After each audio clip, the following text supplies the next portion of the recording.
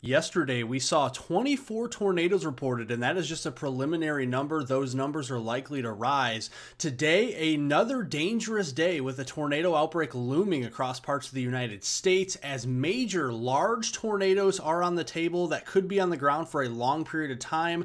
Very large hail that could be very damaging, and then we could have some damaging, destructive winds as well. Flash flooding is in play, and on the cold side of the storm, we do actually have some heavier snow to talk about. So if you are new to the channel, make sure to subscribe to the channel here. We'll keep you covered with the latest accurate, reliable weather information on YouTube. Like the video, give it a thumbs up. And again, these likes, it helps to get this out to as many people as possible. So if you're watching this video, make sure to like the video by giving it a thumbs up and pressing that share button. Share this video with as many people as you can to get them aware, because tornado outbreak again today is expected. So let's look at that. We have a high risk. This is a rare maxed out 5 out of 5 risk here across portions of eastern Mississippi and into western and central Alabama. This includes the metropolitan areas of Tuscaloosa, Birmingham, down here into Jackson, Mississippi. So this is a large area that is in play for a very high-end tornado outbreak. Even outside of that in the red, that's a level 4 out of 5 moderate risk, extending all the way up into middle and eastern Tennessee, Chattanooga, for example, here into the Atlanta metro, all the way down into northwestern Florida Panhandle, and as far west as eastern Louisiana. And by the way, the severe weather threat extends all the way up into lower Michigan, Lake Erie, western Pennsylvania, all the way down here to the Gulf Coast. Now, what we are looking at for the potential of severe weather is a very likely area of those strong to violent long track tornadoes. And we talk about long track tornadoes. These are tornadoes that are on the ground for 30 minutes, 45 minutes, an hour potentially, and these are the ones that could cause the most destruction, with the potential of even EF3 to EF4 tornadoes or greater. That is the wording from the Storm Prediction Center in this high-risk area. That is a 30% probability of seeing those tornadoes in that area. In the red, that is a 15% probability. In the yellow there, that is a 10% probability. The brown is a 5%, and the 2% in the green. And wherever you see these hatch marks, that's where we could have those strong to violent tornadoes here, even outside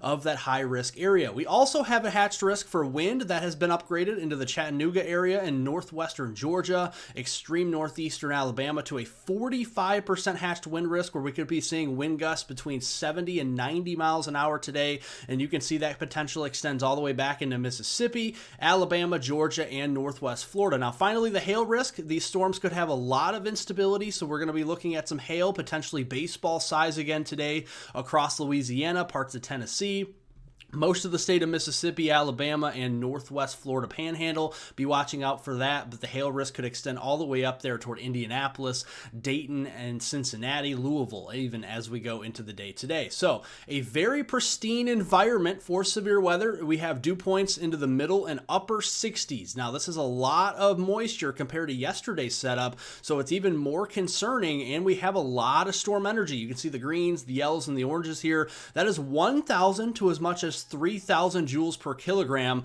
of instability there across the deep south. And this is going to be coupled with a very strong low-level jet. This is just 1,000 feet or 2,000 feet above the surface of the earth. And notice midday here, this is early afternoon, already over 65 knots. Notice it increases as it pushes east into Alabama.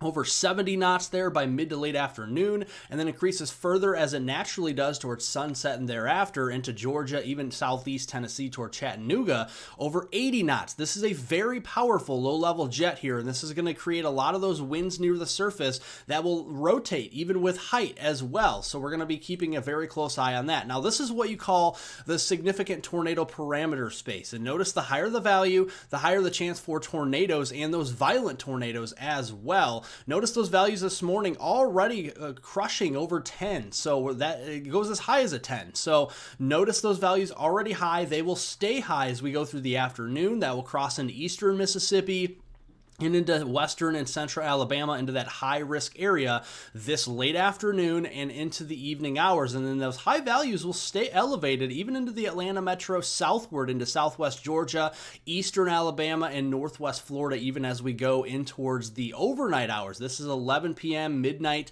still seeing those values 8 and 9s out of 10 there before they fall off a little bit as these move toward the Carolinas as we get into early tomorrow morning. What will the radar look like, or what could it look like? You can see by the midday here, we got a big squall line, some supercells trying to develop out ahead of the main line here. Those would be the most worrisome for the potential of strong to violent long track tornadoes. Those are, again, the tornadoes that could be on the ground for a long period of time, 30 minutes, 45 minutes, an hour, something like that. Definitely a possibility today. Those could be those long track tornadoes that are EF3, EF4, even EF5 strength. So we really need to pay attention to the weather down here. Make sure you have a weather radio handy and make sure it's turned on for your location. So if you are taking a nap or something this afternoon, that you are awakened, because this is a dangerous day of severe weather. Notice as we go into the evening, those storms will be knocking on the door of the Atlanta metro back down here into Montgomery. So be keeping an eye on that around 6 to 12 p.m. Or 6 p.m. to 12 a.m. rather, and we're going to be seeing that potentially move across Georgia as we go into after midnight there this evening. So we're going to be seeing the potential for severe weather increasing even further east as we go into Sunday, March 16th.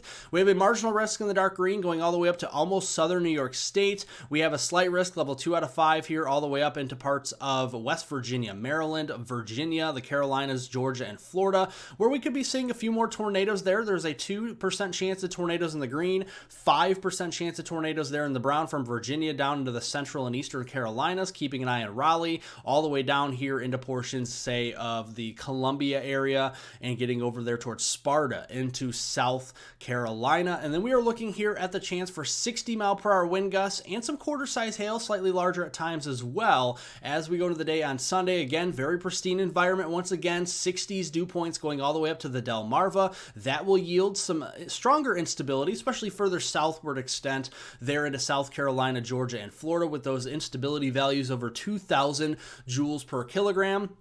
So an ongoing broken line of some showers and some stronger thunderstorms will be going on Sunday morning as soon as you wake up, 6, 7 o'clock in the morning. And notice they're going to continue to rumble on east. They will intensify through the day as the instability grows.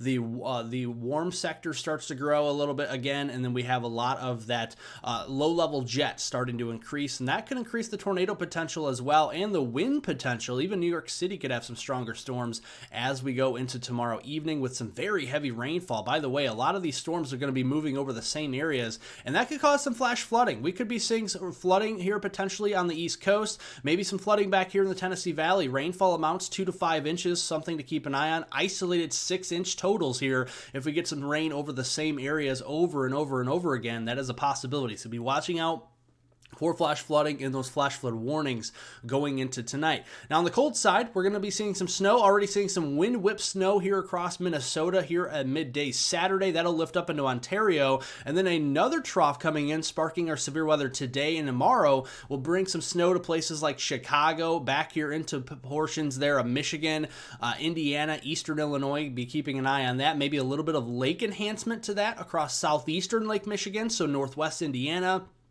Southwest Lower Michigan could be the recipient of some of that lake effect snow as we go into Sunday afternoon.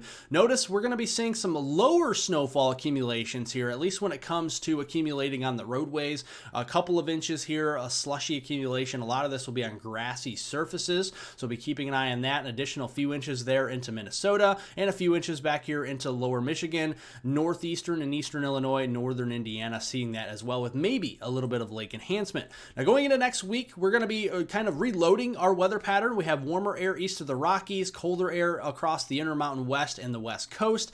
That will be below normal, well below normal across those areas. And why is that? We have another trough coming in as we go into next week. This could be another significant storm for the Midwest and into the Great Lakes region as we go into that Wednesday, March 19th and Thursday, March 20th timeframe. Something to keep an eye on there. And then another system behind that, and then another system behind that, and you guessed it, another system system right behind that. So what are we going to look at as we go into next week? We got some snowfall in the Intermountain West, Sierras, Cascades, and Rockies, rainfall in the lower elevations, and then as we go into Tuesday, Wednesday, here comes our potent low again, crossing through the high plains and into the Midwest.